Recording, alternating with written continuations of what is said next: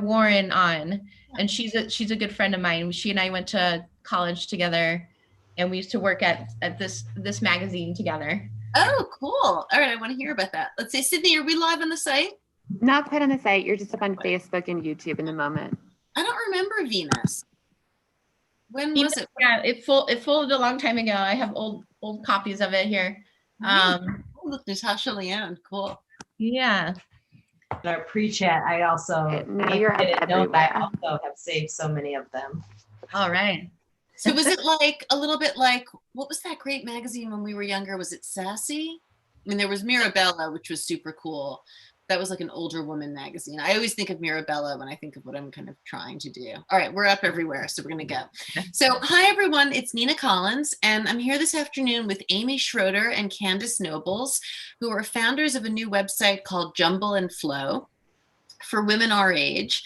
And I kind of came across them somewhat haphazardly. You know, we're always looking for good partnerships and other women who are doing interesting things in our same sphere. And someone told me about them, and I Googled them, and I came across Candace. We may have even known some people in common on social media, and I just reached out.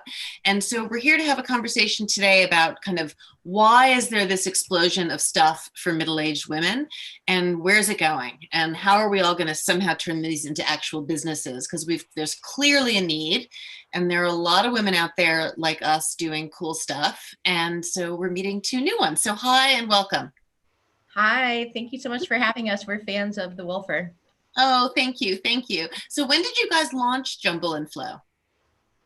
Well, we launched, so I should say that we're in soft launch mode. We haven't done like our official launch yet, but I tend to think of us as having started our soft launch about a little more than a year ago. So in spring of 2019.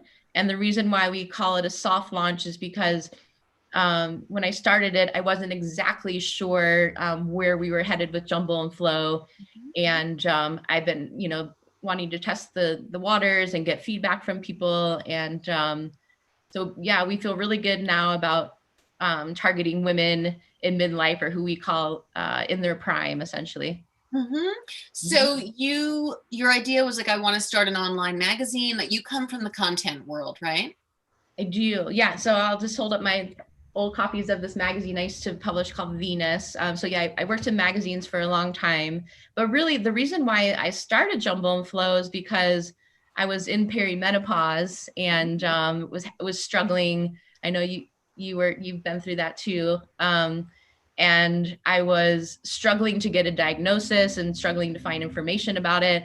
And I just wanted to write about it. So one of the very first blog posts I wrote for jumbleandflow.com was just, it was called Adventures in Perimenopause. And then that kind of kicked off a whole series about me going through perimenopause and other women going through it as well. Yeah, that's exactly how I started What Would Virginia Woolf Do? I don't know if you've ever read the story, but I was 46 and I couldn't sleep. And so how old are you, Amy? And how old are you, Candace? I'm 44. Oh, you're a baby. I'm 48, but I'll be 49 next month. That sounds like a baby to me too. So I was 46 when I started our community, and now I'm 51. So I can tell you, Amy, from this side of things, all the things that women tell you is true. It actually gets a lot easier. You're in I think the beginning of the hardest part. I mean, everyone's different, obviously, but for me, it started at like 46. And I started reading, and I would read that like perimenopause can last as long as 11 years. And I was like, holy fuck. Mine was only 4 years, I think. So I'm now done. Like, I haven't had a period in 2 years, 3 years, 2 years. And I feel much better. I mean, I'm also on hormones, and like I kind of figured out a lot of stuff, and I got through the really, really hard part and had to make the decision about HRT and all that. But I feel like now I really am in the good part. Like, they say it gets better in your 50s. I think it's really true. Oh, good. I love hearing that. I love hearing that. I think I just need to keep hearing more of that. Yeah. I think I started perimenopause a little bit earlier. I started when, let me think. Yeah, like probably 41, 42. I didn't know what was happening at first. I just started having night sweats. And I thought it was something that had to do with having had twins just, like a year before. But it wasn't. It was just, change in hormones. And I'm also on estradiol and progesterone now, which is it's definitely helping. Okay, good, good. So, all right, so let's go back to Jumble and Flow because I'm super interested in like business, kind of how like ideas. And so you when did you publish Venus? What years was that? Yes. So I started Venus in my college dorm room in 1995. I was at Michigan State University at the time. And I created the first edition in like one night. It was just like a scrappy fanzine. Very But cool. I stuck with it for a long time and built it into, I dug up some other issues into Yeah, really fabulous glossy magazine. That's so cool. magazine. And we were internationally distributed and sold at all the bookstores, like Barnes and Noble and Borders and Tower Records, all stores now that are no longer with us. I know. You say Tower Records is really one of those, like, I wonder if Sydney, our lovely 27-year-old who works for the Wolf, or our sole employee, like, I don't even know if she would know what Tower Records is. It's such a store of our youth, right? And Candace, what's your background? Where do you come from? I worked in tech for 20 something years, and I'm also connected to Amy because we met through a mutual friend back when she was doing Venus in the early 2000s. And since then, most recently, I've been consulting with emerging companies, and I'm CMO working with a rolling papers company. So we make custom designed pretty rolling papers. That's right. And what's the name of that website again? No, let's tell everyone because that's interesting. Papers and Ink. Papers and Ink. So I actually posted about this in the Wolfer community after we spoke because they're really cool. They're like beautifully designed rolling papers. Yeah, they're we also do certain customs, but each pack comes with filters, and these are Gucci swirl papers. Fancy. And I think, let's see what we have here, tie-dye. So this is our full kit. So this is a mini kit, and this is the full kit. And so we appeal to people, stylish consumers. Stylish pot smokers. Stylish pot mostly smokers. Women. And we've been featured in Vogue and sold on Goop as well, and some other publications. So we're also, getting this off the ground as well. So Jumble and Flow and Papers and Ink are the two of my main focuses right now. So you're both kind of entrepreneurial, both interested in you say women in their prime, I say midlife. I guess I feel like I'm in my prime, but I think also part of our brand is this idea of like, let's just be real. Like, we're getting older. Not that I don't feel, I truly feel great. And I feel like certainly emotionally I'm in my prime. But in other ways I'm not. Like, the feelings about like being entrepreneurial at this age in midlife and finding a new career and a new path is hard, right? Because not everyone is that interested in midlife women's stories, or, we're maybe not as cheap as younger people. There are realities to getting older that I feel like it's important to kind of be honest about. I noticed an article on your website about pelvic floor dysfunction, and we're doing a piece on that next week. And like, that's a real thing for women our age. And doesn't make you feel so in prime, but you can deal with it. No, I hear you. And I'm glad you touched on that topic of like, what does it mean to be in your prime? Because I say that like, hey, we want to empower women to be in their prime or to reach their prime. And on the one hand, I feel like I'm in my prime in some ways, but on the other hand, I feel like I have so much farther to go, and that's what keeps me inspired, really. So I'm hoping that I'll be like continuing to try to reach my prime for a long time. Yeah, no, that's a really good point. So when you started Jumble and Flow, what was your idea? You wanted to write about perimenopause, and you were, I relate because like when we started our community, it was purely like, I wanted to talk about perimenopause, and I wanted to talk about it in kind of a safe space apart from kind of men and children with other like-minded women. But I really was not intending for it to be a business, and it kind of spoke to a lot of women and grew. And then we had to really figure it out. Like, am I trying to sell coaching services? I became a coach during that period. Or are we trying to sell lubricant to people? Is it just a club, which ultimately is kind of not just, but what we ultimately kind of concluded after a bunch of years of growing and thinking about it. What I'm really interested in is creating a space for women to really talk and connect. I really like the community aspect of it, and adjacent to that, the content for sure.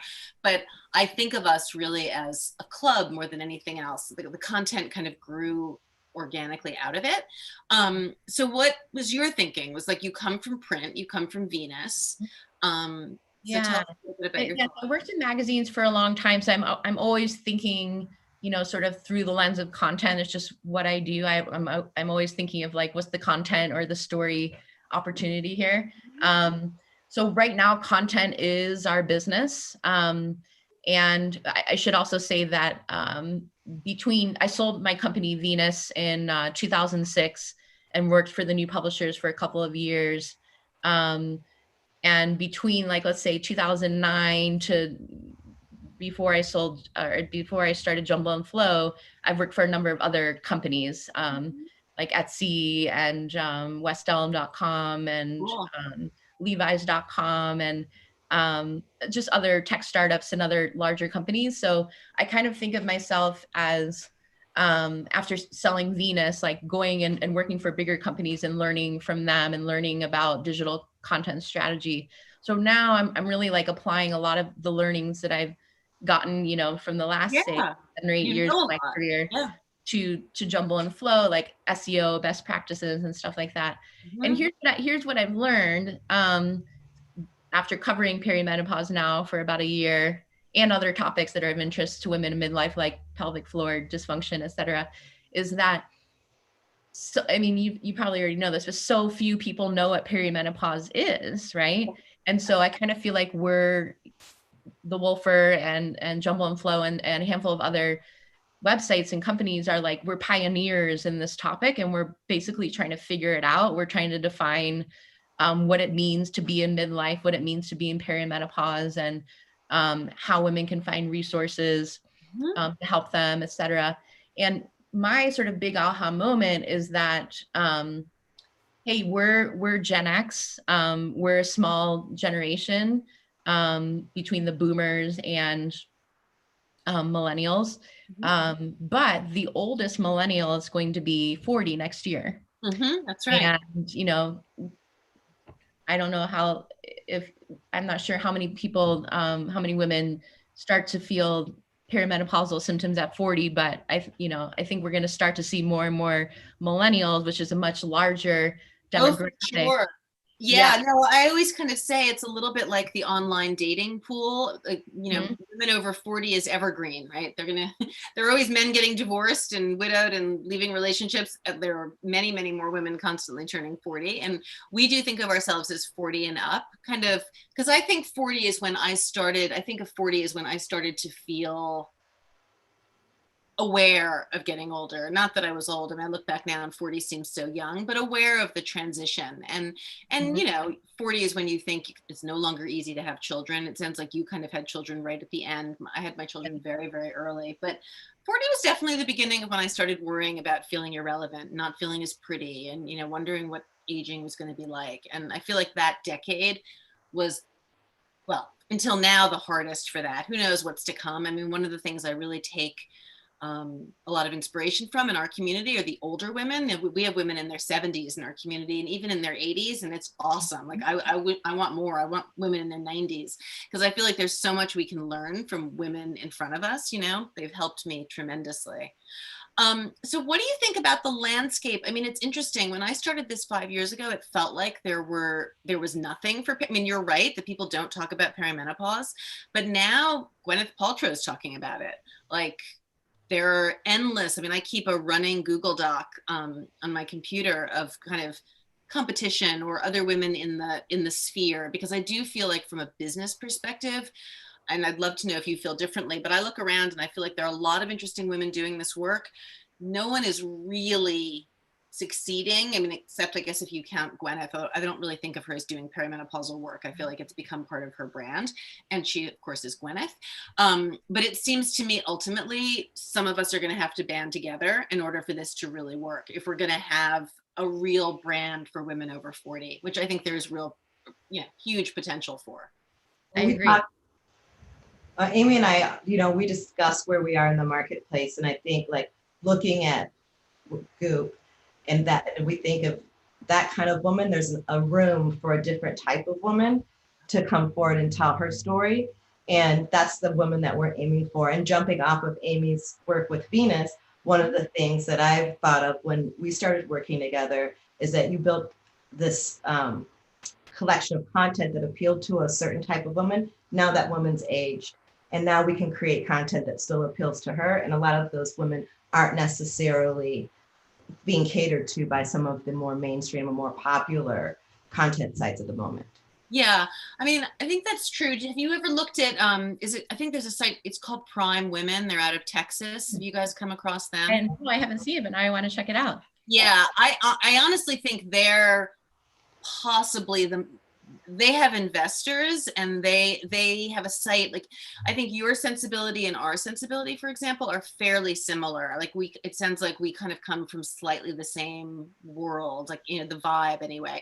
They're a little more Southern, a little more I'd say probably a teeny bit more conservative, but they're pumping out a lot of content that's similar. So it is interesting. I mean, there's I think they're called Prime Women. There's Next Tribe. Do you know Next Tribe? Oh, Next Tribe. Yeah. Yeah, Next Tribe, also out of Texas. She's great. Jeannie Ralston also comes from an editorial background. Then there's a great woman in LA, Susan Feldman, who's doing a real retail thing called Get in the Groove. I love Susan. Yes. But different, not really content, you know, much more about retail. She was one of the founders of One King's Lane. And I think she's terrific. And then there are things like the Midlife Mixtape, which is a podcast. And, you know, there's a lot now where I don't think there was really 5 years ago. So I think it's super interesting. And why do you think that is? No, I mean, this is like what I think about all the time. And a friend of mine named Jeannie Chung, who has a company called Mighty Menopause. We have an interview with her on our website.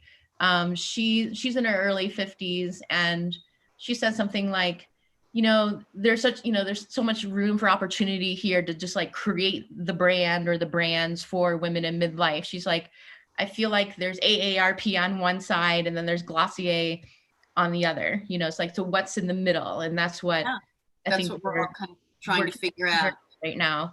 And I mean, for us, I'm saying, you know, we're targeting women in midlife, but it's like, what is midlife anyway? I think it's kind of open to interpretation.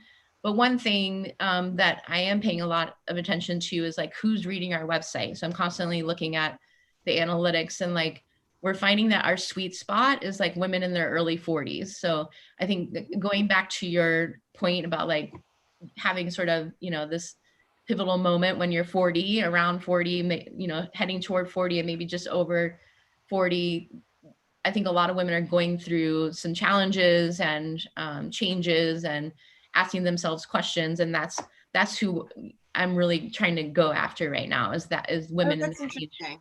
Yeah, that's interesting. Whereas I would say in our community, kind of the average age, this changes, but it's around 52 to 54 is kind of what it's been.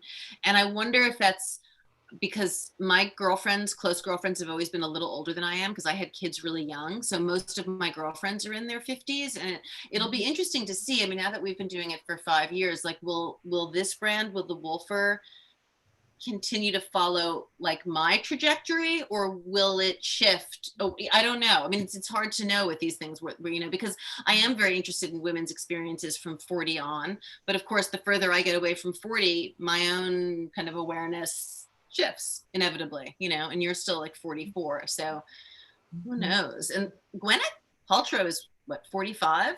She's in your sweet spot, but she's addressing her tone is different.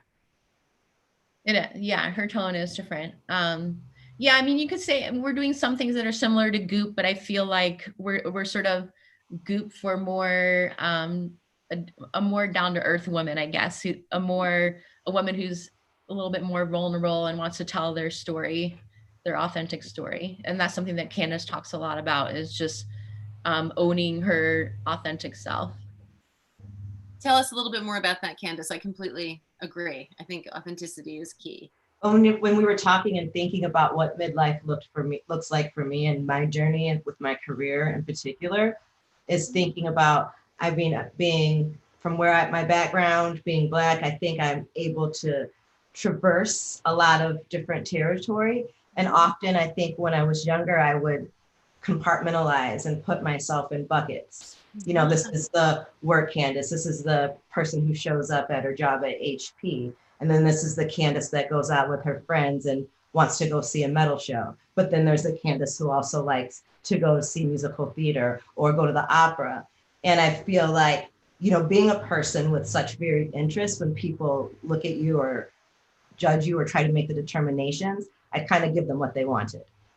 And I think for me, being my authentic self is kind of bringing that all together. And, you know, like as I sit here today, sharing my various varied interests, whether it be, you know, working on Jumble and Flow from, you know, clearly if I work at a rolling papers company, I enjoy cannabis as well. And that's something I definitely would mention. When people asked me at work if I smoked weed, I would say, oh my God, no, I would never, because I would want someone to think of me as a stoner, because I already have these other things going on, you know? So I think that for me, cruising through midlife or being 40, about to be 49 years old, is being able to do that. And I've always been curious about it, because when I wasn't at HP, I had a coach.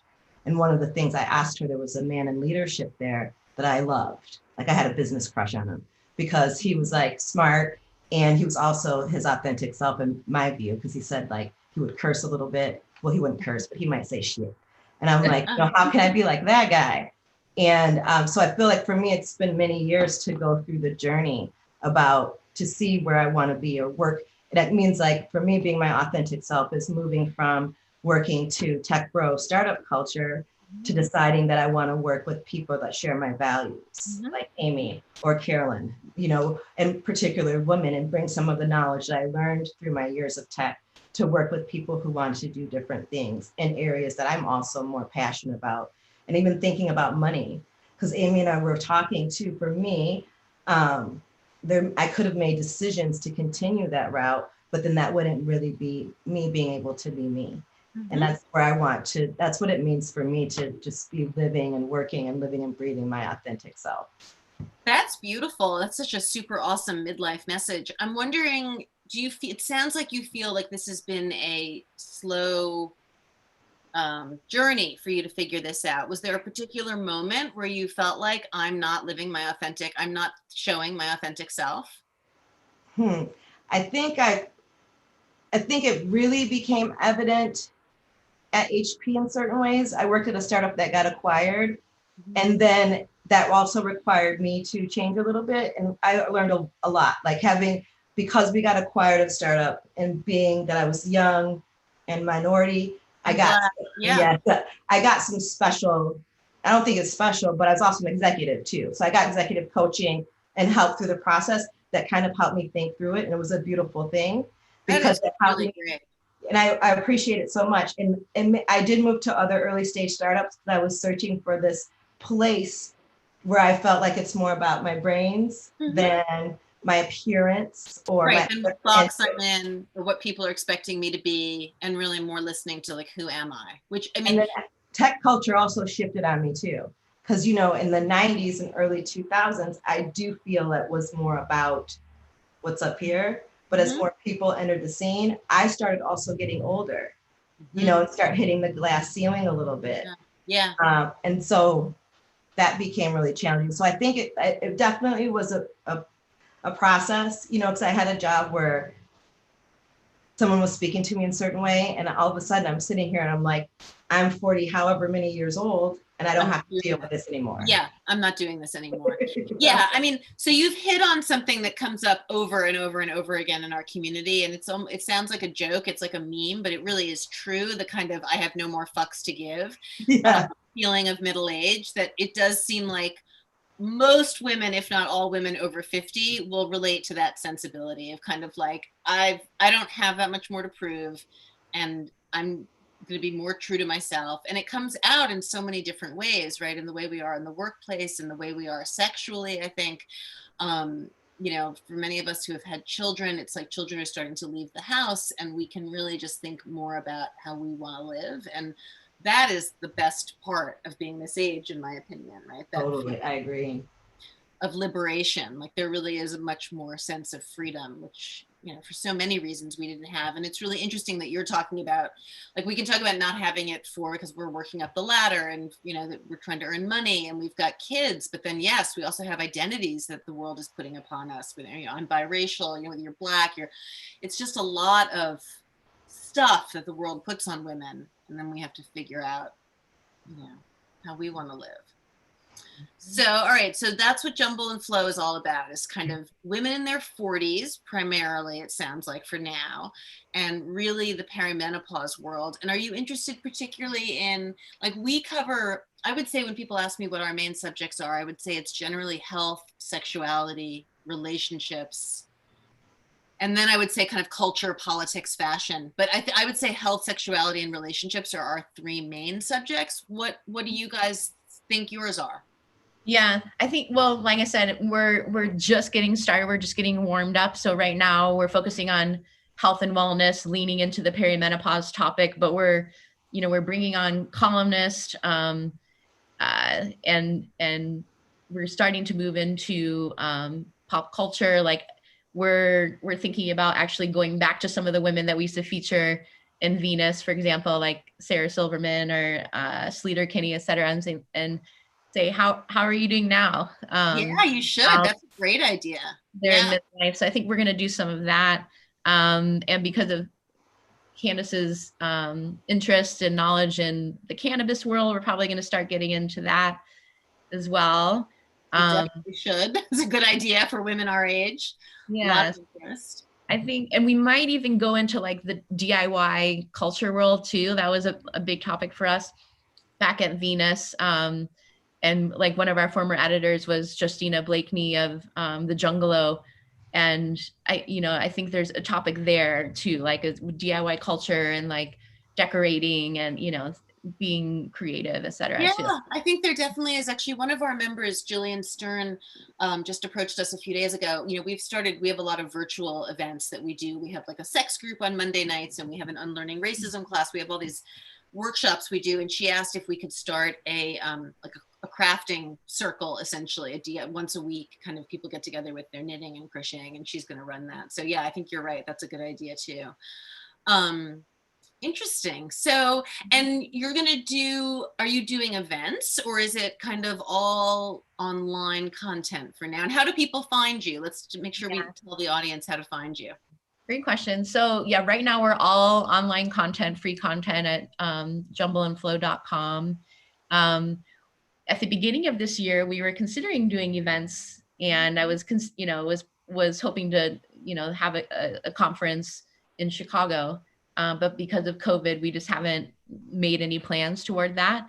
Yeah. But I think we will probably do something similar to what you're doing, like doing online interviews. That'll probably be coming up in the future. Yeah, it's really fun. Also, when you talked about pop culture, it made me think, do you know the community Tonight?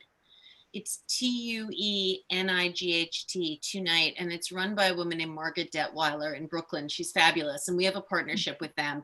And they are an interesting group. It's a storytelling group for women our age, but they're sensitive, and they have a Facebook group also. And we're very kind of complimentary, but I always tease her. It's funny, like when I try and suss out the difference between our two communities, hers is a little more 80s and 90s pop culture than we are. I don't know why, because I think the demographic in terms of age is almost identical. But Margaret's great. And I think that they would be an interesting place for you guys to explore, dip into, draw on. She's got a really good community, and they do a lot of storytelling. So it's complementary, because we talk a lot in our community about books. We're a lot of writers and readers, and we're really interested in culture in from that perspective. So it sounds like similar to you. Yeah. Cool. All right.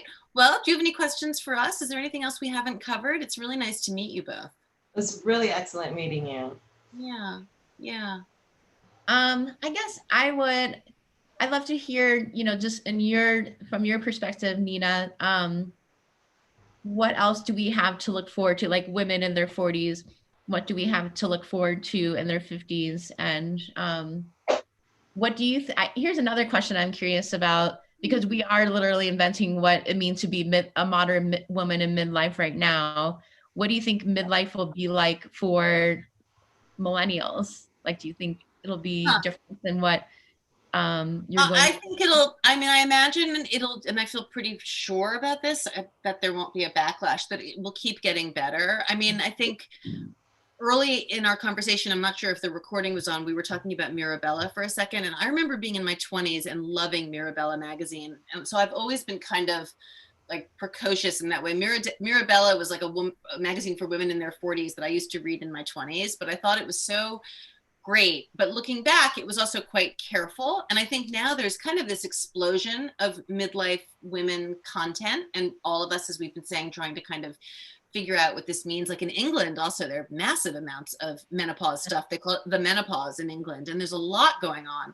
So I would think with all this frank conversation, I mean, I have 3 daughters. They all know in detail about menopause, whereas I never knew anything.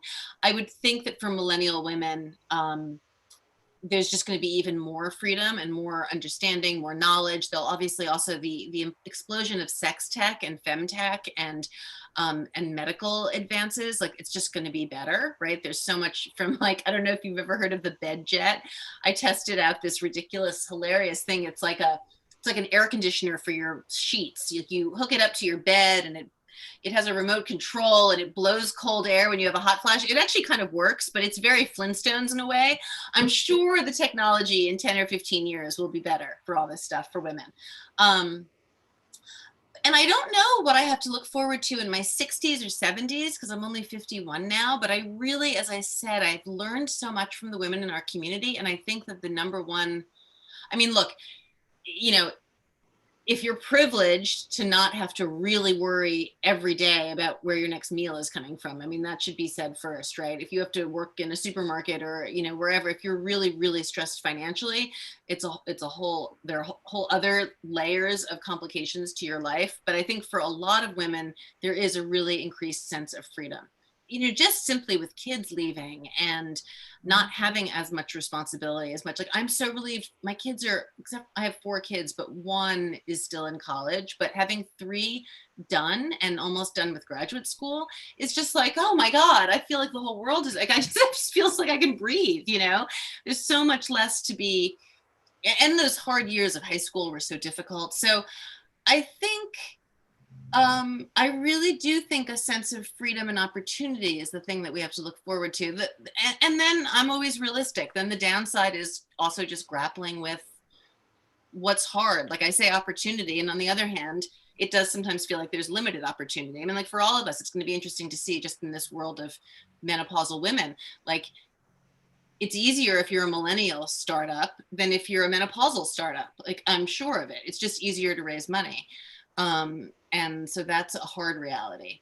But maybe we'll prove them wrong. I mean, maybe, you know, we're all doing this for a reason. There's clearly an audience, and I think we all see it. I mean, I'm blanking on my endlessly long list, but I can share it with you one day. I really do have this Google Doc that I think has like 40 different emerging brands, which you've been added to, right? There are a lot of us out there doing interesting stuff in this area. So presumably we're not stupid, and it'll go somewhere. We'll see. So. Yeah, I know. I keep thinking like maybe we need to have some sort of our own network or association or something like that. I think so. I mean, I often think it's one of the reasons I wanted to talk to you, and I reached out right away to Candace, because I do think, particularly for the brands that are really like-minded, like you'll check out this one called Prime Woman. I think it's called Prime Woman. They're different. I'd say they're a little more like, probably aiming a little bit more for the Women's Day audience, or it's slightly more conservative. So everyone's going to find their places, but ultimately I think if it's going to work, it's why we've started this content partnership with Tonight, for example, because we really feel very simpatico, and she's more interested in storytelling and I'm more interested in community. I think if a number of these brands can figure out one day how to band together, we may be able to really create something big. But we'll see. It's hard. Of course, all that stuff is hard because you have, you know, like our members, I'm not so attached to the name The Wolfer per se, but our members identify as wolfers. It's one of the things, like we do have this kind of club feeling, right? So, but we really are primarily community, and that makes it a little bit easier for us. Like, I feel like I love the content we do, but I never set out to be an online magazine. We kind of we create content as a way to draw traffic to our community and as a way to kind of entertain our members. And we love covering interesting women. Like I love highlighting women's voices. But, you know, but I don't think of ourselves as, I think of ourselves as community first and content second. Okay, got it. And Yeah. so what do you think is next for The Wolfer as a company? Well, that's a good question. We're really realizing that in order, we feel now like we have quite a good model. Like we really kind of know who we are. Essentially, in a fantasy world, we're like a Facebook for women over 40, right? And we have an app that works quite well. It could be better and will continue to get better. What we really need now is money. We need marketing money, marketing, advertising in order to grow, because right now it's very word of mouth. And we get some publicity hits. Like there was a piece on me, like some barren, like every week or two, there's some little thing, and that's great. But in order to really grow, we need money. So we're trying to now figure out whether we want to get bought by someone, whether we want to find the right, you know, it's tricky, as you know, you've done this, you've both been in this world. It's like, I love controlling my own life. You know, the idea of having investors is not so necessarily so easy or straightforward. On the other hand, I do really believe in what we have, and I'm kind of a natural entrepreneur, so I get impatient. Like this is my third company, so I want to make this work, and I want to see it get bigger. We can see all the possibilities. So yeah, we're trying to figure out how to grow in that way. And we really mostly think it comes down to marketing at this point. I mean, there's definitely, we need tech improvements, but if we had money to pay for, we don't even pay for content right now, barely. Which is shameful. We want to pay for content. We just really don't have any money. We have one full-time employee. So I want money to pay for content. I want money to do marketing. I want more PR. We need an ad salesperson. There are also just things about like knowing what you're good at and what you're not good at. Like you came from the magazine business. I came from the book publishing business. I was a literary agent and I was a scout, but I never, if you said the word marketing to me, even 5 years ago, I would have been like, ah. So it's just not my strength. Like I don't want to be selling ads. I don't want to, you know, I feel like what I understand here is the voice and the women. And I think just because I kind of model and believe in a certain kind of frankness and authenticity, as Candace was saying, I feel like and it's been really an interesting ride to learn how to like steer and grow community. I love all of that. But the other stuff, like the potential for merchandise and ad sales, and I know it's reality and I know it's important. And I also know there's a lot of potential there, but it's not necessarily the thing that keeps me up at night. Got it. And that's where we're at right now, is like we're thinking about everything you just said, and taking baby steps toward, you know, making it a reality. And we are considering, you know, seeking out an angel investor next year. Mm-hmm. Yeah, no, I mean, and we can definitely talk more offline if we can help each other in any way. I mean, it is interesting. It took us, I can't believe we've been in business now 5 years. I mean, technically we've only been in, the Wolfer's been in business a year. The community before that was 4 years on Facebook. But I read a statistic about how many startups are in business 5 years later. And so I think it augurs well that we have hung on and continued to feel like there's really a need here. But it's taken us a while to really drill down on what our business is. Like it took us a long time to really figure out how we were going to try and make money. And now it's a pretty simple model. It's a subscriber and advertiser model, basically. I mean, I think with a lot of other potential, like for merchandise or, but yeah. So it's been, I mean, I've learned a lot. If nothing else, I've definitely learned a lot, which has got to be good for my aging brain.